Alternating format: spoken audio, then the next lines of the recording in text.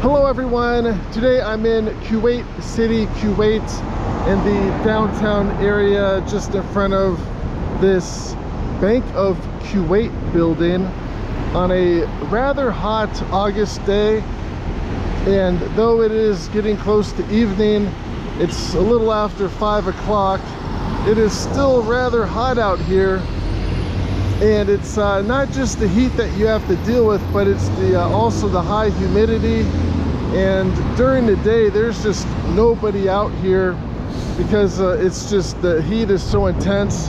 The name Kuwait means fortress built near water, and we are very close to the coast, the Persian Gulf. However, that doesn't seem to help with the heat, as it's just so humid. And Kuwait has a very long history with human habitation in this region, dating back to over 10,000 years. For today, Kuwait City is a mixture of the old and the new, and it's not unusual to see a brand new skyscraper or newer building right next to buildings that are probably close to a century old. And though rather small in landmass, with Kuwait being about the same size as New Jersey, the country has a total population of approximately 4.8 million people, with most of its residents living right here in Kuwait City. And of that 4.8 million people, only about 1/3 or 1.5 million are Kuwaiti citizens. The rest are foreign workers who basically do the jobs no one else wants to do, at least at the wages that are being offered. And just what are the wages? The state minimum wage in Kuwait is 75 Kuwaiti dinars per month. And that works out to about $250 US per month. So these are extremely low wages by Western standards. And based on a 40-hour work week, that comes out to about $1.50 per hour.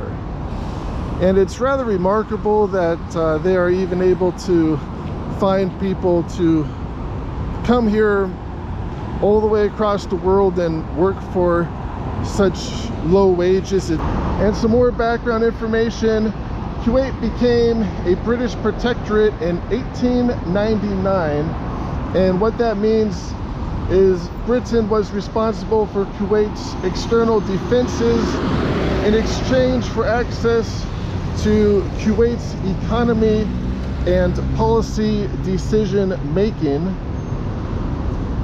Kuwait wouldn't regain its full independence from Britain until 1961, so they spent almost the entire 20th century as a British protectorate.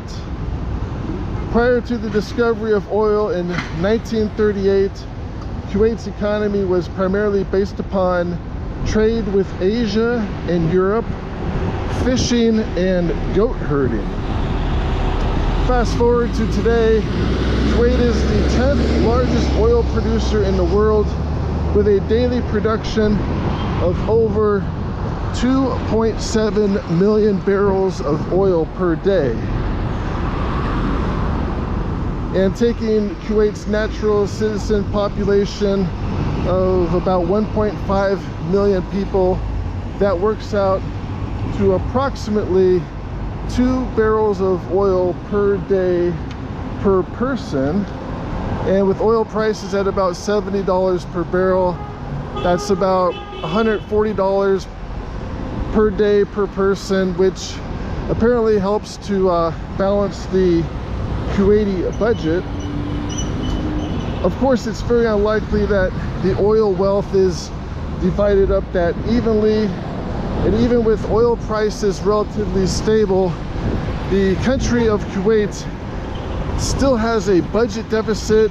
As recently as this year, their deficit is approximately $13 billion, which doesn't sound like much by Western standards, but for the Gulf region it is a little bit unusual.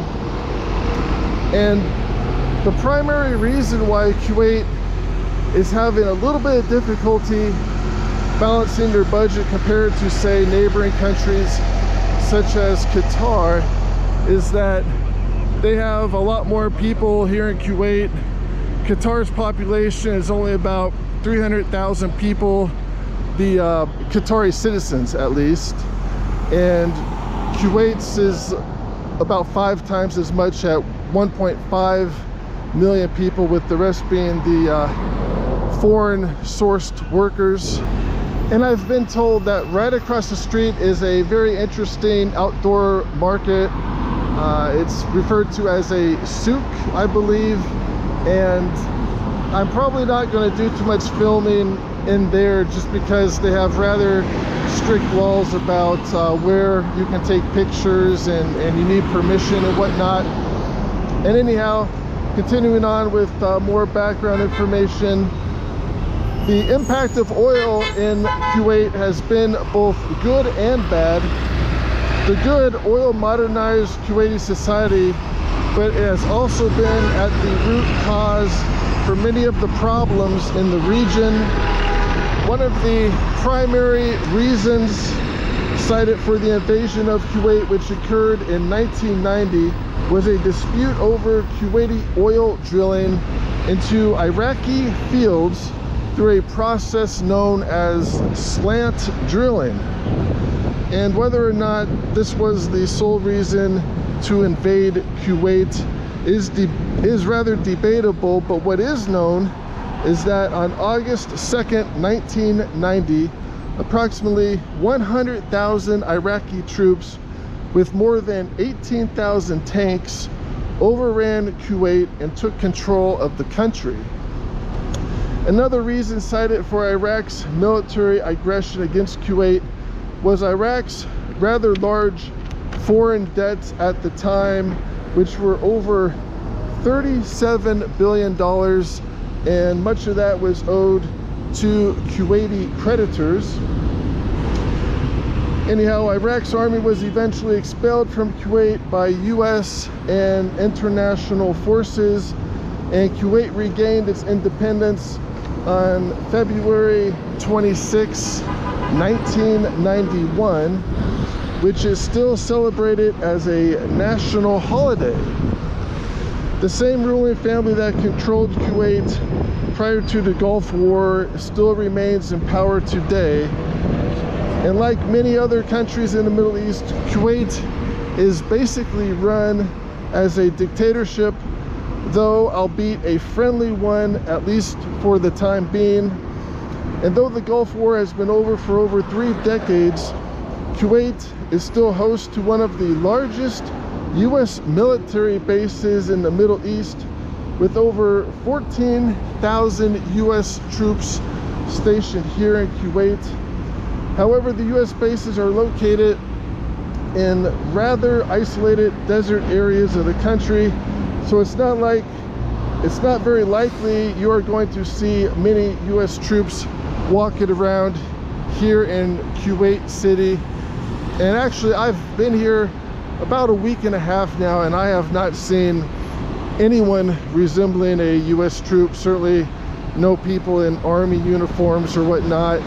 And actually, I haven't really seen very many European tourists, come to think about it. Most of the visitors to the Middle East apparently will visit the tourist destinations such as Qatar or Dubai. Kuwait is a predominantly Muslim country, with 99.97% of Kuwaiti citizens identifying as Muslim. However, among the 2.3 million foreign workers, only about 60% identify as Muslim, 26% as Hindu, and 10% as Christian. And unlike many other Muslim countries which base their legal systems strictly on the Quran, Kuwait's legal system is a mix of English common law, French civil law, Egyptian civil law, and Islamic law. So there's quite a lot of foreign influence here on their legal system. However, Kuwait is still a rather strict country, and even making this YouTube video is probably considered illegal, or even taking someone's picture without their permission is also considered to be illegal, though it appears to be tolerated to a point. And like I said earlier, I would probably avoid the more crowded places, such as the outdoor market that I pointed out earlier. And I do have some footage of the market areas here in Kuwait. However, I did take them during the daytime, which means that there weren't very many people out, just for the simple fact that it was just so hot. People don't really seem to go to the outdoor markets until kind of more like later at night. I guess it's more nocturnal. However, they do have a lot of shopping malls, indoor shopping malls, and those are pretty busy throughout the day. And they also seem to be pretty westernized. There's a lot of Western restaurants, McDonald's and Burger King and Starbucks and whatnot. And also a lot of the businesses, their ads are in English, and the foreign workers typically speak some English as well. And though Kuwait's privacy laws are strict, they are said to have a thriving entertainment industry, and Kuwait is often referred to as the Hollywood of the Gulf, because Kuwait produces so many of the TV shows and movies watched by the rest of the Islamic world. And that's a rather interesting point. I really didn't know much about Muslim or Islamic culture before coming here to Kuwait, but that's certainly a different aspect to view it from. And I just crossed the street here, and one thing I like to point out is most of the major streets seem to have these medians, so you can kind of cross half and then the other half. It's a little bit convenient. One other thing that I've found is sometimes you'll get into parts of the city that don't have sidewalks. This isn't one of those parts yet. There's pretty nice big sidewalks here, but I found that not all parts of Kuwait are very pedestrian friendly, so that's just something to keep in mind. It does seem like for the most part it's just the foreigners who are out and about on the sidewalks. I think most of the local citizens will drive or take a taxi, and they actually don't have Uber out here, which was a little bit surprising. But anyhow, came back to some more background info, some interesting facts about Kuwait. Kuwait provides free health services to its citizens and reduced health care for foreign workers. The cost of living overall in Kuwait seems to be cheaper than most parts of Europe and the US, with a few exceptions. And this is probably primarily due to the cheap price of energy here, as well as the cheap foreign labor. And for example, electricity prices are a fraction of the price in the US, with electricity costing only about 5 cents per kilowatt hour versus about 30 cents in the US and places like California. So that's a difference of a factor by about 6 times as much. And most of the staple foods, such as bread, fruits, and vegetables, seem to be a little bit cheaper here in Kuwait. For example, a pound of grapes or peaches cost about $1.25 each per pound. However, there are exceptions to that. Items such as dairy appear to cost a bit more here. For example, a gallon of milk cost about $6, and they actually don't sell milk by the gallon. It appears to be pretty similar to Europe, where milk is sold in 1 liter containers. So we have very cheap milk prices in the US.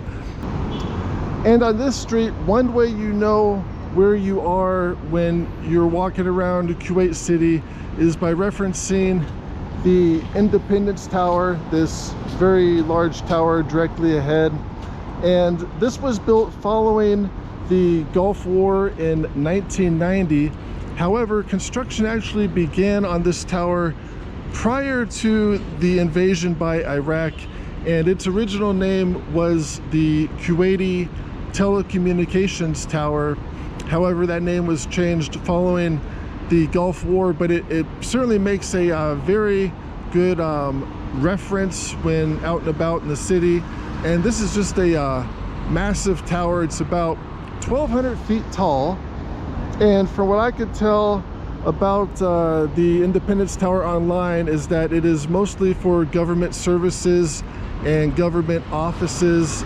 It's not like, say, if you've ever been to Las Vegas and you see the huge Stratosphere Tower, that's a commercial building open to the public.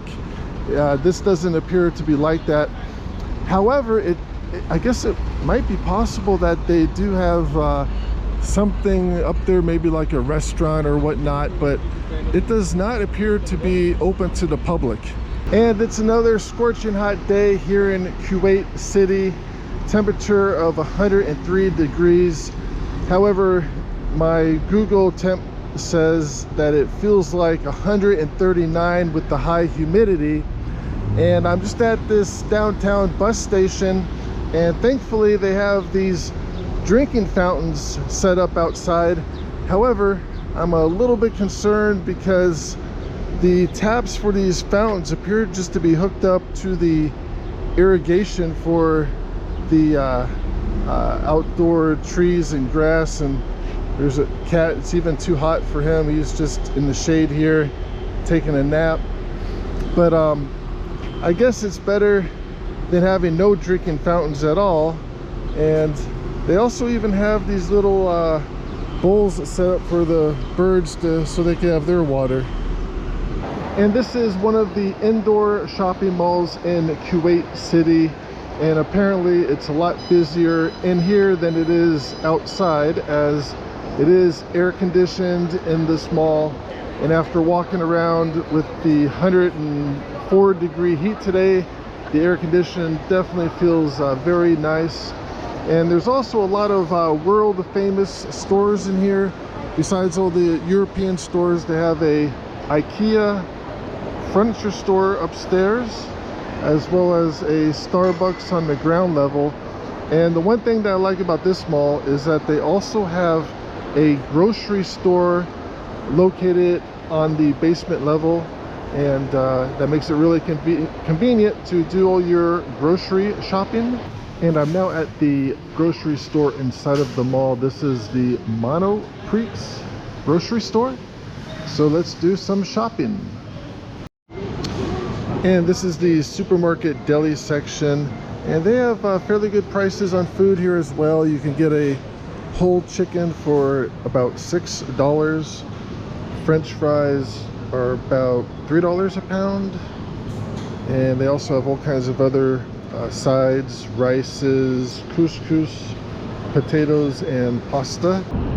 And I'm now at a outdoor market area, which during the day is rather empty due to the intense heat. However, more people will come out in the evening as the temperatures cool off. And anyway, back to the foreign labor situation in Kuwait.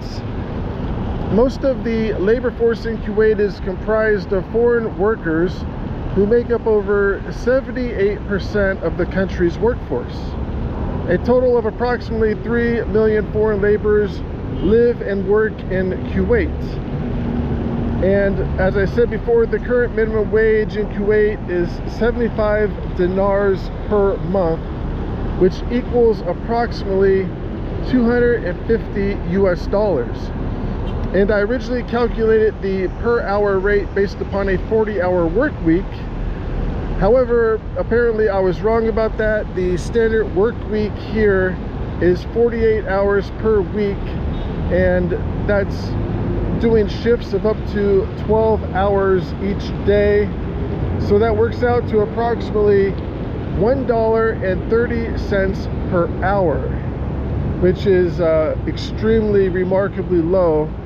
And however, employers are supposed to provide suitable housing and food for their employees, so this somewhat offsets the low wages, though apparently this doesn't always happen, or employees are forced to live in somewhat squalid living conditions. And most migrant workers that come here to Kuwait are from third world countries in Asia, or also poorer countries in the Middle East. And some of their top home countries that they're coming from are India, Bangladesh, the Philippines, Sri Lanka, Pakistan, and Egypt, just to name a few. So the expectations of migrant workers are said to be rather low, as the labor situation in the countries they are leaving aren't that good themselves. And apparently some Kuwaiti employers take advantage of this situation of a somewhat desperate foreign workforce. And how the process works is migrant workers obtain a special visa by being sponsored by their employer in Kuwait. Once in Kuwait, if the worker has any kind of disagreement or falling out with their employer, they are at risk of losing their visa and being deported. And apparently this happens all the time under various circumstances. It is also said to be extremely difficult to change employment once in Kuwait.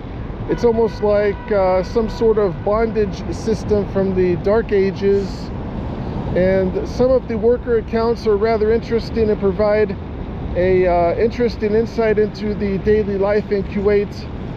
From the Americans for Democracy and Human Rights in Bahrain, one domestic housekeeper named Maya writes, "I'm lucky to now work for a boss that grants me my rights without having to fight for them. My previous boss would sometimes send me to bed with no dinner, her excuse being that there were no leftovers. A lot of times she would make me wake up around 6 a.m. and continue working for 15 hours straight with no breaks.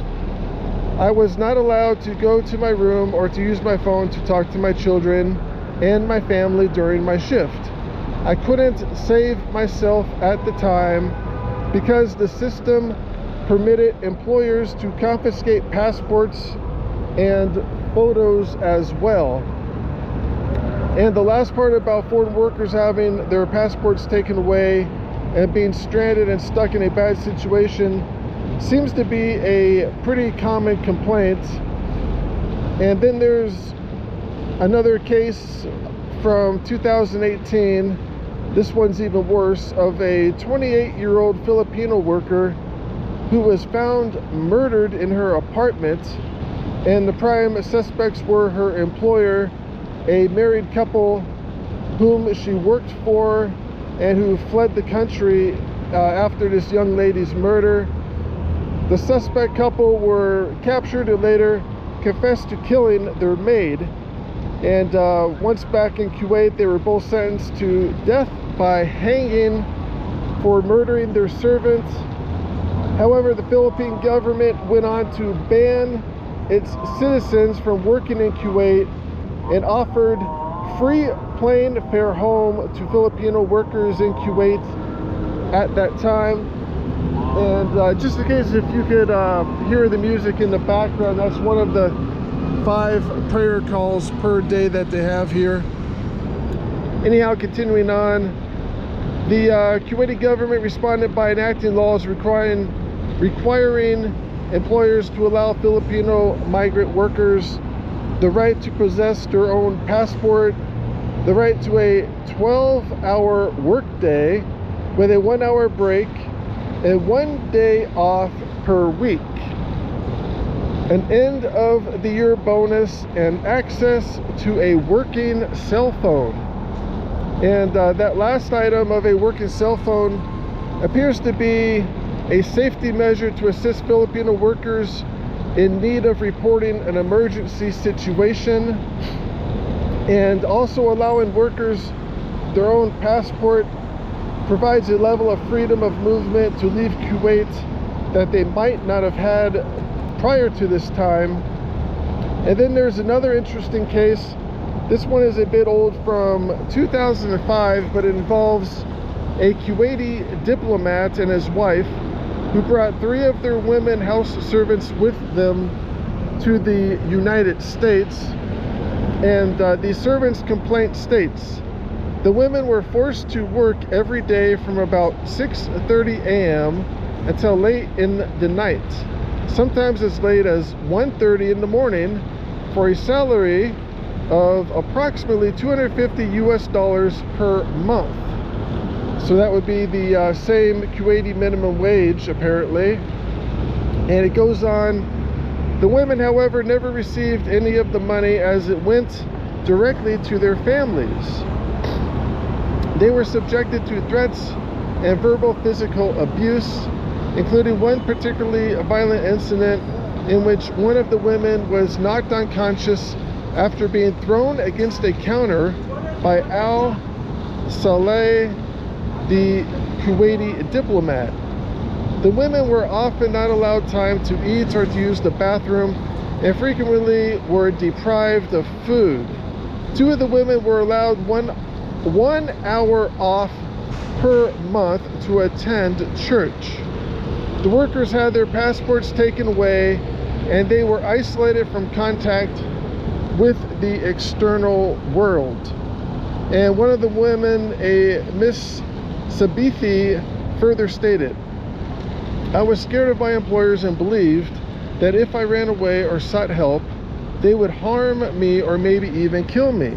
I believed that I had no choice but to continue working for them, even though they beat me and treated me worse than a slave. And to think all that happened in the United States, it seems that on some level the Kuwaiti diplomat must have known that if he was caught, there would be at least some sort of consequences, if not rather severe. But I guess the old habits involving the slave labor are rather hard to break. And it's also said that there are literally thousands of such complaints against Kuwaiti employers. And on to the next topic of freedom of expression here in Kuwait. Instead of explaining the laws, maybe I'll just read a quick summary of cases that involve the topic of freedom of expression here. In January of 2024, a trial court sentenced Anwar Harwadi to 4 years imprisonment in his absence for social media posts that criticized Kuwait's system of governments and royal family members. All right, so he got 4 years basically for criticizing the government. Here's another case, also January 2024. A court of appeal sentenced a Bedouin activist, Mohammed Al-Bargash, to 3 years in prison for social media posts criticizing Kuwait's politics towards the Bedouin. And the Bedouin, those are a nomadic tribal people living here in Kuwait.